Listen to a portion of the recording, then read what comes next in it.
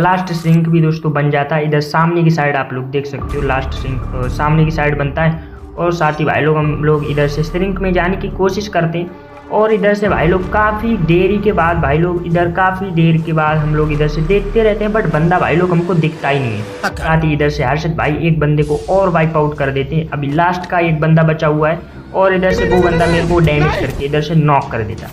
अभी ये बंदा गलती कर देता है, यहीं पे मेरे को नॉक करके हम लोगों को अपनी लोकेशन बता देता है। और इधर से हर्षद भाई मेरी पेटी लूट करते हैं। बाकी दोस्तों ये बंदा हर्षद भाई को भी काफ़ी डैमेज कर रहा था लॉन्चर वॉन्चर मार के। अभी आप लोग देखो हर्षद भाई ने कैसे भूया निकाला।